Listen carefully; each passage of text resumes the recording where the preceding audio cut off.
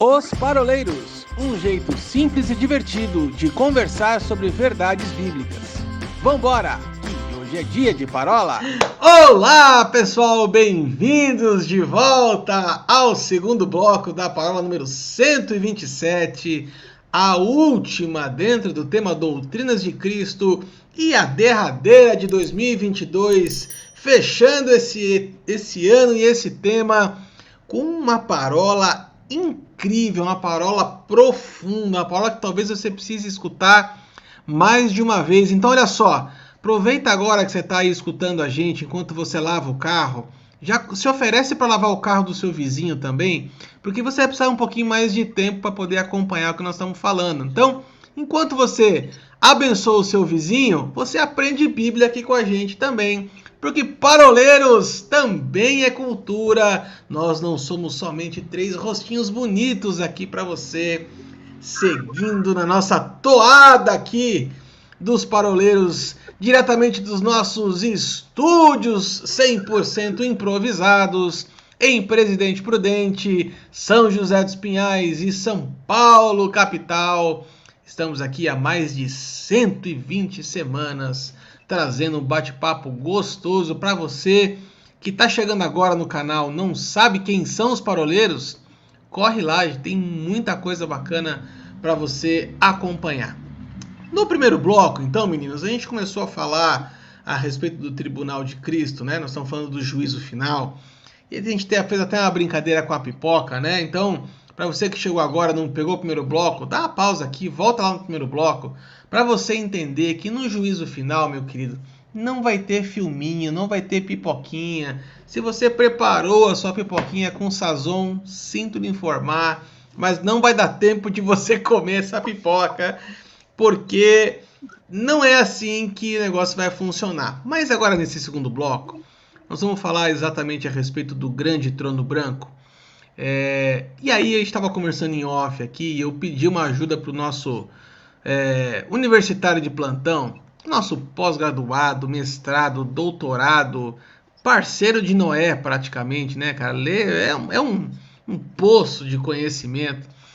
Eu não me arrisco nem tentar falar igual ele. Amigo pessoal de Enoque. Enoque. Inclusive diz por aí, né, que Enoque subiu e o Paulinho não, porque ele estava ocupado ensinando alguma outra pessoa ali. Mas senão ele tinha subido junto também. Ô Paulinho, vamos levar a sério aqui. A gente estava comentando a respeito do terrível, temível dia do Senhor, que é tão citado no Antigo Testamento. E muitas pessoas acabam confundindo sobre o que seria então esse dia terrível. Essa citação está diretamente ligada à questão do juízo final. Então eu queria que você rapidamente fizesse uma ponte para a gente desse termo e apontar para a questão do trono branco para o Wilson da sequência. Maravilha. Só deixa eu tirar os seus exageros. Doutorado ainda não, né? Doutorado ainda não. Mas vamos lá.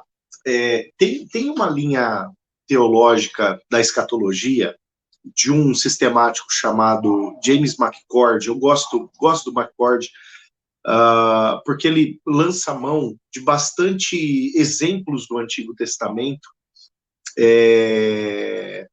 Porque, assim, leitura apocalíptica, leitura escatológica na Bíblia, a gente tem na Bíblia inteira, tá? Não é... O livro de Apocalipse não é a única fonte de escatologia que a gente vai ter na Bíblia, né?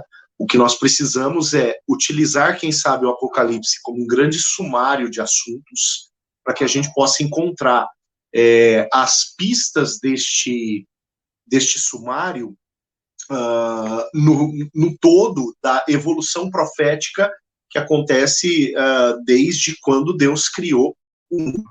E, de fato, Arthur, a citação acerca do grande dia do Senhor, o terrível dia do Senhor, ou dia do Senhor apenas, e outras variantes, ela vai aparecer muito na literatura apocalíptica do Antigo Testamento, né? E na literatura apocalíptica judaica de uma forma geral. Agora, uma primeira coisa que a gente tem que entender: o dia do Senhor não é um dia. né? Primeira coisa que tem que ficar claro para nós é isso daqui. O Dia do Senhor é um conjunto de eventos que pressupõe o conjunto de eventos escatológicos ali em todo o processo soteriológico, em todo o processo de desenvolvimento da salvação. E isso vai pressupor muito mais do que um ato específico, né? Então a gente pode dizer que, né, nós vamos entrar agora nesse segundo bloco na questão do grande trono branco, por exemplo. O que nós podemos dizer? Que o grande trono branco é um momento, né, é um tempo, é um intervalo daquele conjunto de eventos denominado o grande dia do Senhor, né? E sim, se nós olharmos no Antigo Testamento, a maioria das citações que utilizam o dia do Senhor ou alguma destas variantes, terrível dia do Senhor, o grande dia do Senhor, o espantoso dia do Senhor e por aí afora, a maioria destas afirmações vão dizer respeito especificamente ou de maneira profética dupla, né, e já explico isso, aos eventos escatológicos. Especificamente, são citações que apontam somente para a consumação do século, somente para o escatom, somente para o fim de todas as coisas. E quando eu falo de uma profecia dupla, existem, por exemplo, citações que pressupõem o povo caindo em exílio, né? O povo vivendo uma realidade de exílio, o povo vivendo uma realidade de escravidão, e esta realidade presente, esta realidade consumada em um determinado ato para aquele povo, ela servir também de um prenúncio de algo vindouro, né? De um prenúncio de um acontecimento escatológico do porvir, né? Então existem essas possibilidades proféticas também, né? Existem linhas teológicas, claro, que vão dizer que algumas citações em referência a dia do Senhor estavam apontando para fatos consumados, como, por exemplo, libertação do povo do exílio babilônico através do rei Ciro da Pérsia. Né? Então, cumpriu-se o dia do Senhor porque houve uma redenção do povo. Mas Ciro é uma imagem de Cristo, é um tipo de Cristo. Né? A tipologia, né, na teologia sistemática, ela é muito comum, né? Ou seja, um prenúncio de algo que de fato aconteceu com o povo, mas aquele evento é um prenúncio de algo maior que vai acontecer posteriormente. Toda a doutrina que nós estamos, a doutrina de Cristo que nós estamos trabalhando, ela se baseia em Romanos capítulo 6, versos 1 e 2, em Hebreus, aliás, capítulo 6, versos 1 e 2, e Hebreus 10, verso 1, a palavra diz assim: a lei, ela é sombra de bens vindouros e não é imagem nítida das coisas, né? Ou seja, algo que aponta lá para o futuro. Quando a gente vê na lei, quando a gente vê na promulgação do Antigo Testamento, em todo o código legal do Antigo Testamento, essa formação que aponta para eventos pontuais, mas também para eventos vindouros, a gente precisa entender que, inclusive, os eventos consumados já na época do Antigo Testamento, eles são eventos de prenúncio a algo maior no futuro, e por isso essa expressão, né, como uma expressão que sim aponta para essa sequência de eventos finais. Quando a gente vai falar sobre o grande trono branco, 1 Coríntios capítulo 15, verso 25 a 26, vai dizer algo interessante para nós. Por óbvio, quando a gente fala do juízo eterno, né, quando nós vamos falar sobre a consumação dos séculos, algumas pessoas... Eu gosto de um livro chamado Igreja Triunfante, de Kenneth Hagin, que ele fala o seguinte: existe a igreja, que ela é a igreja militante, tem a igreja triunfante e tem a igreja triunfalista. Né? A igreja militante, ela está, pelo amor de Deus, Jesus, volta logo. Isso precisa acabar, né? E quando ele introduz isso, talvez você que esteja nos assistindo, você vai falar: Ainda bem que virá esse tempo. Mas sabe, eu acho que o mais importante é quando Paulo cita que porque convém que ele reine até que haja posto todos os inimigos debaixo dos pés. O último inimigo a ser destruído é a morte. Então, quando nós vamos falar a respeito do grande trono branco, nós vamos ver o julgamento. Lembra que nós falamos a respeito da ressurreição dos mortos, a segunda ressurreição, ou seja, daqueles que não aceitaram a Jesus? Muito bem, agora eles vão ser ressuscitados. E agora eles ressuscitam e eles vão estar diante do trono branco. E ali eles vão ser julgados por aquilo e pelos princípios e pelas práticas. Aí sim, senhor Arthur, a pipoca vai assar, a pipoca vai estourar, entendeu? A pamonha vai virar. É aí que a giripoca, como já dizia Daniel, vai piar, entendeu? É nesse momento. É a hora que o piá chora e a mãe não vê. Eu não sabia desse daí, mas também é isso. Entendeu? É nesse momento. E aí, meu amigo, vai ser o ranger de dentes, vai ser tristeza profunda. Por quê? É nesse momento que, como diz a palavra, que o mar, ele vomitará os seus mortos. Ele vomitará. Olha que termo duro, né? Vomitará e vai se achegar diante do trono branco. E aí sim é que vai ter o PowerPoint. Aí sim é que vai ter o filminho. E vou te falar uma coisa, não vai ter trailer não, porque ali é onde vai acontecer o grande julgamento. E é nesse julgamento, gente, em que em que João, lá em Apocalipse, capítulo 20, verso 11 a 15, ele vai estabelecer exatamente o que vai acontecer. Gente, esse dia vai ser terrível. Esse dia vai ser tão terrível, porque é nesse dia que as pessoas não vão ter mais a oportunidade de dizer: deixa eu ir para o outro lado. Acho que nós já vimos uma parábola assim, não é? Quando o rico e o Lázaro, ele fala assim: mande que alguém volte lá. Ali eu costumo usar como brincadeira, porque nós temos 3 tipos de inferno, né, Paulinho? Nós temos o Hades, nós temos o Sheol e nós temos o Gena. E o Gena ainda não foi inaugurado. Quem vai inaugurar o Gena vai ser Satanás, o anticristo, e todos aqueles que não aceitaram a Jesus como Senhor e Salvador das suas vidas. Ali vai ser o lago de enxofre. Ali vai ser a morte eterna. Ali vai ser onde, de fato, as coisas vão acontecer de uma forma. E é por isso que aquele homem, ele olha e ele diz assim: mande que alguém volte para falar com os meus, né?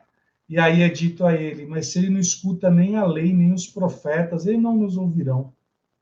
E aí vem o texto que o Arthur ele ia ler, de Mateus, onde ele vai chegar e falar: bom, apartai-vos de mim. E é interessante esse texto, porque existe um ponto-chave aqui. Porque ele fala assim: aqueles que são as ovelhas vão ficar do lado direito. Isso me faz entender que durante todo o período dessa tribulação, onde chega no grande trono branco, ali também existe um propósito de salvação para aqueles que cumpriram preceitos da lei, segundo o entendimento do coração. E isso está lá, em Romanos, quando Paulo lhe diz que aquele que considera a lei, mesmo não considerando a lei, mas ele pratica de acordo com a lei. E aqueles que foram casca de ferida mesmo, aqueles que não aceitaram de jeito nenhum, aqueles que, olha, meu amigo, vão estar no Jena. E aí não vai ter mais volta. Infelizmente. No culto de Natal aqui da igreja, eu falei um pouquinho acerca do propósito da vinda de Jesus. E claro, um culto de Natal, um culto especial, um culto que geralmente tem um grande número de visitantes, né? Eu não podia deixar de dar um tom evangelístico e fazer um apelo evangelístico para as pessoas que ainda não tomaram uma decisão por Cristo, né? Assim o fizessem. E de fato isso aconteceu, glórias a Deus por isso. E algo que eu falei para convergir, né? Para dar aquela transição de assuntos na mensagem para eu chegar justamente nisso, toca nesse aspecto que o Will acabou de falar, né? Eu usei o texto de Eclesiastes 3,14, que a palavra diz assim, ó, tudo que Deus faz durará eternamente. O ser humano ele é feito para ser eterno, não perpétuo, eterno. E há uma diferença muito grande entre o perpétuo e o eterno, né? O perpétuo pressupõe algo que com a morte termina. O eterno não. O eterno não termina com a morte. E nós entendemos, a partir do momento que nós vivemos uma perspectiva de reino de Deus, ou seja, andar debaixo do governo de Cristo, a partir desse momento nós entendemos que nós estamos nos preparando para uma eternidade ao lado do Senhor. No entanto, há uma eternidade distante do Senhor. E é essa eternidade de Jena que o Wilson acabou de falar, né? É essa eternidade que está pressuposta também ali nos capítulos finais de Apocalipse, que é a eternidade de condenação ou dos condenados, a morte eterna, né? Se há uma vida eterna, há também uma morte eterna, porque tudo aquilo que Deus faz é eterno. Então, é importante a gente entender isso, porque, bom, isso é fundamento também, né? Isso é alicerce da caminhada cristã, mas isso fundamenta a nossa caminhada com Cristo, né? Porque nós entendemos que a nossa caminhada com Cristo, ela não pressupõe apenas uma transformação de conduta, uma mudança de conduta. Ele não veio para deixar um código legal, um código de ética, um código para melhorar pessoas. Ele veio para estabelecer um reino, né? E um reino que não é perpétuo, né? A igreja é perpétua. A igreja, com o recolhimento dos santos, acabou, né?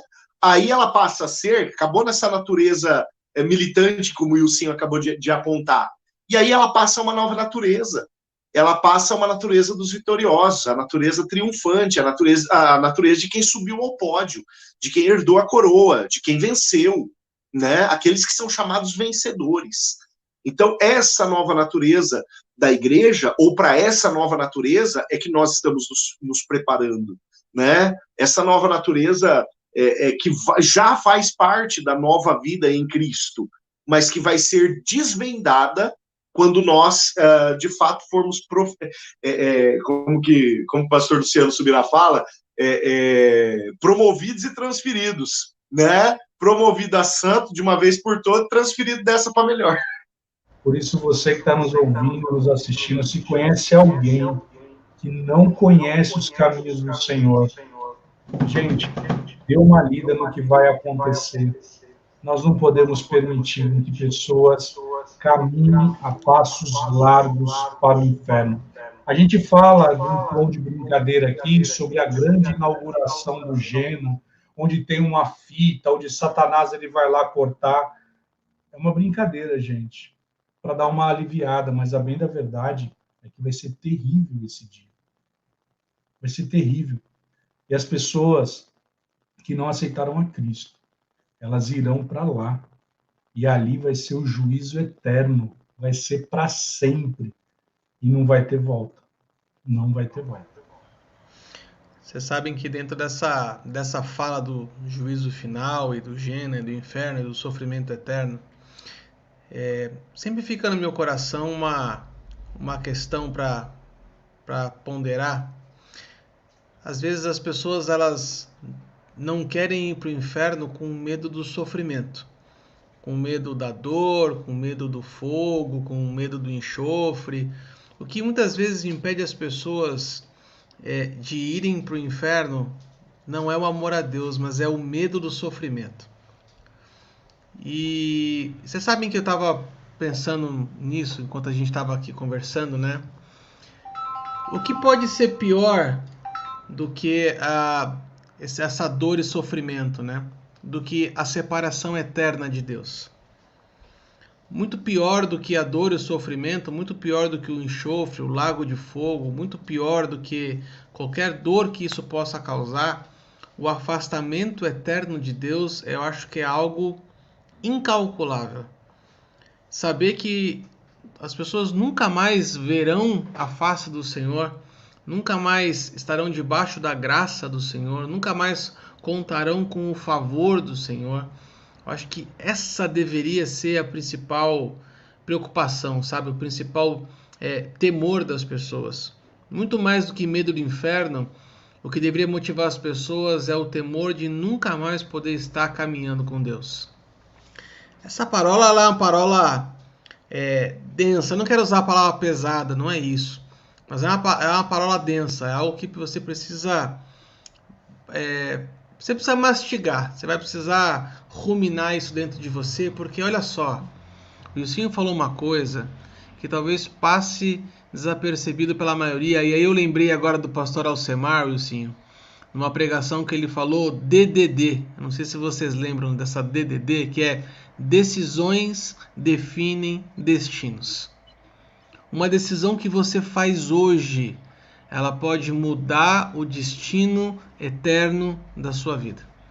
O que você decidiu hoje pode definir não só onde você vai passar os próximos 30, 40, 50 anos, independente da sua idade hoje. Mas a decisão que você toma hoje pode mudar aonde você vai passar a sua eternidade. Existe um pregador que ele fala, eu não vou lembrar agora, um desses avivalistas que o Wilsinho gosta, talvez eu vou citar a frase, ele vai lembrar, que ele fala que aquilo que nós buscamos nessa terra e que não é eterno, é eternamente inútil. Então, assim, precisamos buscar os nossos olhos para o céu. Quem que é, Paulinho? Tem uma cara de C.S. Lewis, não tem. Eu acho que é C.S. Lewis isso aí. Eu acho que é isso aí. Se nós não buscarmos aquilo que é eterno, teremos aquilo que é eternamente inútil. Precisamos, assim como o apóstolo Paulo fala lá em Colossenses, né? Fixar os nossos olhos para o alto, pensar as coisas do alto, né? Ter a nossa mente voltada para as coisas do alto. Como o mesmo apóstolo Paulo fala na segunda carta aos Coríntios, capítulo 4, ele fala assim, a gente precisa fixar os olhos não naquilo que a gente está vendo, mas naquilo que não se vê. Porque se a gente se fixa naquilo que aqui é terreno, tudo isso é transitório, gente, tudo isso passa. Mas o que não se vê, isso é eterno. Que isso seja a motivação principal do seu coração, buscar aquilo que é eterno. Você sabe que enquanto você falava, logo no início da sua fala, eu me lembrei de uma frase do Spurgeon, né, na qual ele diz o seguinte: se tem uma coisa que explica quão terrível é o inferno, é o fato de que Deus não está lá, né? E eu gosto de pensar nessa frase fazendo uma analogia junto com o Salmo 19. Salmo 19 é aquele que fala acerca das manifestações de Deus corriqueiras, né? Os céus proclamam a glória dele, os rios aplaudem a sua força, os montes falam acerca das obras das suas mãos, né? Ou seja, Deus se manifestando de forma corriqueira o tempo todo. E quem é o cristão? Quem é o discípulo, a discípula de Cristo? É aquele que consegue enxergar isso, né? É aquele que opta enxergar tudo isso e agradecer por tudo isso, louvar a Deus por tudo isso. A gente costuma dizer de uma maneira bonitinha, a turma canta que Deus é o ar que nós respiramos, e de fato, né, se nós formos ver as manifestações e os milagres de Deus, eles estão diante dos nossos olhos o dia todo, e como diz Salomão em Eclesiastes, para os bons e para os maus, essa manifestação de Deus está disponível, né? Agora, imagina, olha quão profundo Spurgeon foi, não à toa o príncipe dos pregadores, né? Olha quão profundo ele foi. A coisa mais terrível do inferno é o fato de que aquele que é o mantenedor de todos os milagres que a gente vê, não está lá. Você imagina o mundo, você imagina o ambiente do caos, sem aquele que é o dono do haja luz, haja dia, haja firmamento, sem o dono do haja ali, sem o sopro de vida ali, sem o Redentor ali, né? Ou até avançando para uma visão mais cristológica, sem o Pai ali. Isso explica o quão terrível é a eternidade distante do Senhor, uma eternidade de morte eterna. Amém. Então, chegamos ao final desta Super, Hiper, Mega, Ultra Master Blaster, parola número 127, a última, dentro do tema Doutrinas de Cristo. Escutei um A? Acabou, gente. Acabou esse tema. Sei que foi bom demais, mas olha só, nós vamos começar tema novo. Não vai ser semana que vem. Nós vamos entrar agora num descansozinho merecido de férias. Mas em janeiro estaremos de volta com um tema novo da terceira temporada do canal Os Paroleiros. Siga-nos nas nossas redes sociais, no Facebook. Não, peraí, esqueceu de falar algo. O quê? Nós vamos começar com um tema novo, ano novo e, quem sabe, alguém novo. Sim, Salabim. Nosso trio aqui de paroleiros se tornará um quarteto fantástico. E eu sei que você tá aí também assistindo a gente. A partir da próxima parola, teremos o quarto elemento fixo, sim! Sim, teremos agora 4 irmãos aqui no canal dos Paroleiros. Então, que a sua expectativa esteja lá em cima, porque no próximo tema tem mais. Fiquem com Deus, um grande abraço. E nos segue nas redes sociais, compartilha, curte, passa pra frente. E é isso aí. Vambora, galera. Um abraço, tchau, tchau.